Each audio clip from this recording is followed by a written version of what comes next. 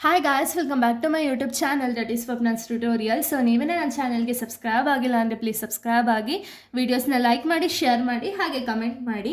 So ಇವತ್ತು ಮಾಡ್ತಿರೋ subject ಯಾವುದು ಅಂದರೆ ಸೆಕೆಂಡ್ ಸೆಮ್ BComನ ಒಂದು HRM ಅನ್ನೊಂದು ಸಬ್ಜೆಕ್ಟ್ನ ಎಕ್ಸ್ಪ್ಲೈನ್ ಮಾಡ್ತಿದ್ದೀನಿ. ಸೊ ಇದು ಬಂದುಬಿಟ್ಟು ಹ್ಯೂಮನ್ ರಿಸೋರ್ಸ್ ಮ್ಯಾನೇಜ್ಮೆಂಟ್ ಅಂತ ಹೇಳಿ ಆಲ್ರೆಡಿ ನಾನು ತುಂಬ ಟಾಪಿಕ್ಸ್ಗಳನ್ನ ಕವರ್ ಅಪ್ ಮಾಡಿದ್ದೀನಿ. ಸೊ ಈ ಒಂದು ಚಾಪ್ಟರ್ ಬಂದುಬಿಟ್ಟು ಚಾಪ್ಟರ್ 4. ಆಲ್ರೆಡಿ ನಾನು ಚಾಪ್ಟರ್ 1 and 3ನ ಆಲ್ರೆಡಿ ಅಪ್ಲೋಡ್ ಮಾಡಿದ್ದೀನಿ. ಸೊ ಯಾರ್ಯಾರೆಲ್ಲ ಆ ವೀಡಿಯೋಸ್ನ ನೋಡಿಲ್ವೋ ಒಂದ್ಸತಿ ಆ ವೀಡಿಯೋಸ್ನ ನೋಡ್ಕೊಂಡು ಬಂದು ಈ ಒಂದು ವೀಡಿಯೋನ ನೋಡಿ, ಬಿಕಾಸ್ ನಿಮಗೆ ಕಂಟಿನ್ಯೂಷನ್ ಅನ್ನೋದು ಪ್ರಾಪರಾಗಿ ಸಿಗುತ್ತೆ ಅನ್ನೋ ಒಂದು ರೀಸನಿಂದ. ಓಕೆನಾ? ಸೊ ಇವತ್ತು ನಾನು ಮಾಡ್ತಿರೋ ಚಾಪ್ಟರ್ ಯಾವುದು ಅಂದರೆ chapter 4, performance appraisal and compensation management ಅಂತ ಹೇಳಿ. ಓಕೆನಾ? ಸೊ ಇದು ನಿಮಗೆ ಸಪ್ರೇಟ್ ಟಾಪಿಕ್ಸ್ನ ಕೊಟ್ಟಿದ್ದಾರೆ. ಓಕೆನಾ? ಪರ್ಫಾರ್ಮೆನ್ಸ್ ಅಪ್ರೈಸಲ್ ಬಗ್ಗೆನೇ ಕಂಪ್ಲೀಟ್ ಡೀಟೇಲ್ಸ್ನ ಕೊಟ್ಟಿದ್ದಾರೆ, ಇನ್ನೊಂದು ಕಾಂಪನ್ಸೇಷನ್ ಮ್ಯಾನೇಜ್ಮೆಂಟ್ ಬಗ್ಗೆನೇ ಕಂಪ್ಲೀಟ್ ಡೀಟೇಲ್ಸ್ ಅನ್ನೋದನ್ನ ಕೊಟ್ಟಿದ್ದಾರೆ. ಓಕೆನಾ? ಸೊ ಇನ್ನು ನಾನು ನೆಕ್ಸ್ಟ್ ಅಪ್ಕಮಿಂಗ್ ವೀಡಿಯೋಸಲ್ಲಿ ಕಂಪ್ಲೀಟಾಗಿ ಪರ್ಫಾರ್ಮೆನ್ಸ್ ಅಪ್ರೈಸಲ್ ಬಗ್ಗೆ ಹೇಳ್ತೀನಿ. ಕಂಪ್ಲೀಟಾಗಿ ಏನೇನೆಲ್ಲ ಡೀಟೇಲ್ಸ್ ಬೇಕೋ ಪರ್ಫಾರ್ಮೆನ್ಸ್ ಅಪ್ರೈಸಲ್ ಅದೆಲ್ಲ ಕಂಪ್ಲೀಟ್ ಆದಮೇಲೆ ಕಾಂಪನ್ಸೇಷನ್ ಮ್ಯಾನೇಜ್ಮೆಂಟ್ ಬಗ್ಗೆ ಹೋಗೋಣ. ಓಕೆನಾ? ಸೊ ಬನ್ನಿ, first of all performance appraisal ಅಂದರೆ ಏನು ಅಂತ ಹೇಳಿ ನಾವು ಫಸ್ಟ್ ತಿಳ್ಕೊಳ್ಳೋಣ. ಓಕೆನಾ? ಸೊ ನೋಡಿ, it means systematic evaluation of employees work performance, behaviour, skills and achievement in an organisation. ಅಂದರೆ ಏನು ಪರ್ಫಾರ್ಮೆನ್ಸ್ ಅಪ್ರೈಸಲ್ ಅಂದರೆ ಏನು ಅಂದರೆ, ಸೊ ಇದು ಬಂದುಬಿಟ್ಟು ಒಂದು ಸಿಸ್ಟಮ್ಯಾಟಿಕ್ ಇವ್ಯಾಲ್ಯೂಯೇಷನ್ ಆಗಿರುತ್ತೆ. ಓಕೆನಾ? ಒಂದು ಸಿಸ್ಟಮ್ಯಾಟಿಕ್ ಆಗಿ ಇವ್ಯಾಲ್ಯೂಯೇಟ್ ಮಾಡ್ತಾರೆ. ಏನು ಅಂದರೆ ಎಂಪ್ಲಾಯೀಸ್ ವರ್ಕ್ ಪರ್ಫಾರ್ಮೆನ್ಸ್ ಆಗಿರ್ಬೋದು, ಬಿಹೇವಿಯರ್ ಸ್ಕಿಲ್ಸ್ ಆಗಿರ್ಬೋದು, ಆ್ಯಂಡ್ ಅಚೀವ್ಮೆಂಟ್ಸ್ ಅಂದರೆ ಆರ್ಗನೈಸೇಷನಲ್ಲಿ ಎಂಪ್ಲಾಯಿ ಸ್ಕಿಲ್ಸ್ ಯಾವ ರೀತಿ ಇದೆ, ವರ್ಕ್ ಪರ್ಫಾರ್ಮೆನ್ಸ್ ಯಾವ ರೀತಿ ಇದೆ, ಹಾಗೆ ಅವರ ಒಂದು ಸ್ಕಿಲ್ಸ್ ನಾಲೆಜ್ ಯಾವ ರೀತಿ ಇದೆ ಅಂತ ಹೇಳಿ ಎಲ್ಲನೂ ಕೂಡ ಅನಲೈಸ್ ಮಾಡ್ತಾರೆ. ಯಾಕೆ ಅನಲೈಸ್ ಮಾಡ್ತಾರೆ?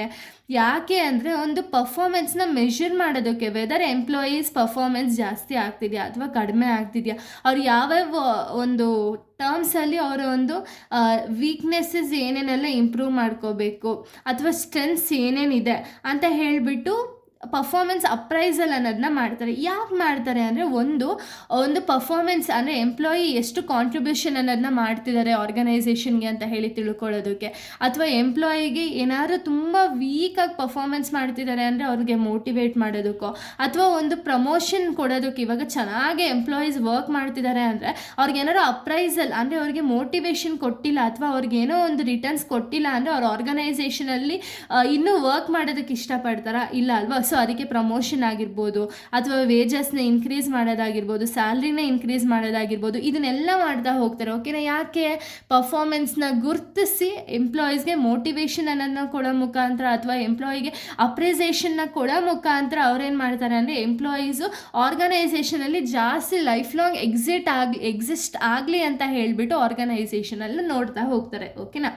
ಏನಿದು ಪರ್ಫಾರ್ಮೆನ್ಸ್ ಅಪ್ರೈಸಲ್ನ ಒಂದು ಪರ್ಪಸ್ ಏನು, ಯಾಕೆ ಈ ಕೆಲಸ ಮಾಡ್ತಾರೆ ಅಂದರೆ ಇವ್ಯಾಲ್ಯೂಯೇಟ್ ಎಂಪ್ಲಾಯಿ ಪರ್ಫಾರ್ಮೆನ್ಸ್ ಅಂದರೆ ಏನು, ಎಂಪ್ಲಾಯಿ ಪರ್ಫಾರ್ಮೆನ್ಸ್ನ ಇವ್ಯಾಲ್ಯೂಯೇಟ್ ಮಾಡೋದಕ್ಕೆ, ವೆದರ್ ಎಂಪ್ಲಾಯಿ ಅಸೈನ್ ಡ್ಯೂಟೀಸ್ನ ಪ್ರಾಪರಾಗಿ ಮಾಡ್ತಿದ್ದಾರಾ, ಅಥವಾ ಅವ್ರಿಗೆ ಏನು ಕೆಲಸ ಇತ್ತಲ್ಲ ಅದು ಪ್ರಾಪರಾಗಿ ಮಾಡ್ತಿದ್ದಾರಾ, ಅಥವಾ ಅವರು ಸುಮ್ಮನೆ ಹೋತ್ಲ ಹೊಡ್ಕೊಂಡು ಕೂತಿದ್ದಾರಾ ಅಂತ ಹೇಳಿ ಕಂಪ್ಲೀಟ್ ಇವ್ಯಾಲ್ಯೂಯೇಷನ್ ಮಾಡೋದಕ್ಕೆ ಎಂಪ್ಲಾಯಿ ಪರ್ಫಾರ್ಮೆನ್ಸ್ನ ಈ ಪರ್ಫಾರ್ಮೆನ್ಸ್ ಅಪ್ರೈಸಲ್ ಅನ್ನೋದನ್ನ ಮಾಡ್ತಾರೆ.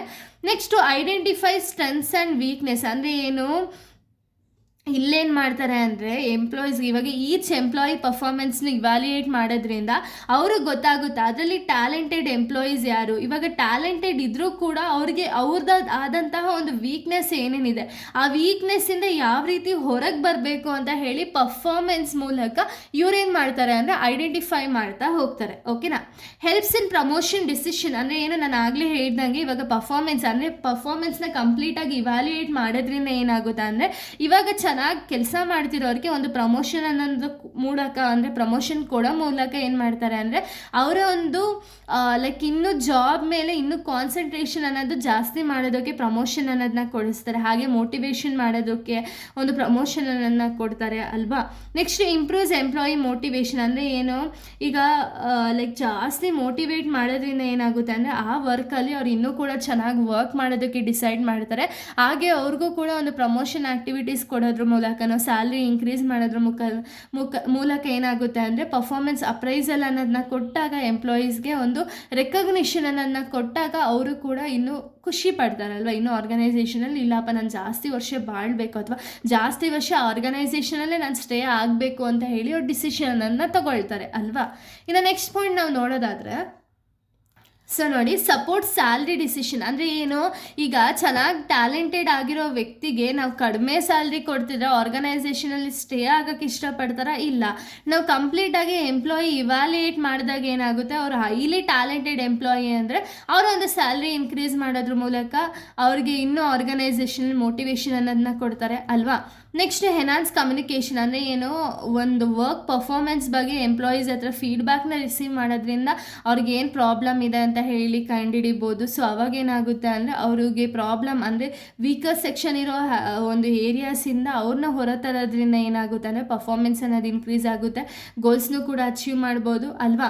ನೆಕ್ಸ್ಟ್ ಎನ್ಕರೇಜಸ್ ಕೆರಿಯರ್ ಡೆವಲಪ್ಮೆಂಟ್ ಅಂದರೆ ಏನು, ಎಂಪ್ಲಾಯಿಗೆ ಪ್ರಾಪರಾಗಿ ರಿಕ್ವೈರ್ಡ್ ಸ್ಕಿಲ್ಸು ನಾಲೆಜ್ ಏನಿದೆ ಅಂತ ಹೇಳಿ ಗೊತ್ತಾದರೆ ಅವರ ಒಂದು ಕೆರಿಯರ್ಸ್ ಕೂಡ ಡೆವಲಪ್ಮೆಂಟ್ ಆಗ್ತಾ ಹೋಗುತ್ತೆ ಅಲ್ವಾ. ಸೊ ಇಷ್ಟು ಕೂಡ ರಿಲೇಟೆಡ್ ಟು ಒಂದು ಪರ್ಫಾರ್ಮೆನ್ಸ್ ಅಪ್ರೈಸಲ್ ಆಗಿದೆ, ಅಂದರೆ ಪರ್ಪಸ್ ಆಫ್ ಪರ್ಫಾರ್ಮೆನ್ಸ್ ಅಪ್ರೈಸಲ್ ಆಗಿದೆ. ಇನ್ನು ನೆಕ್ಸ್ಟ್ ವಿಡಿಯೋದಲ್ಲಿ ನಾನು ಬೇರೆ ಒಂದು ಟಾಪಿಕ್ನ ಎಕ್ಸ್ಪ್ಲೈನ್ ಮಾಡ್ತೀನಿ. ಇಲ್ಲಿಗೆ ಈ ಒಂದು ವಿಡಿಯೋ ಅನ್ನೋದು ಕಂಪ್ಲೀಟ್ ಆಗಿದೆ. So thank you guys, thanks for watching.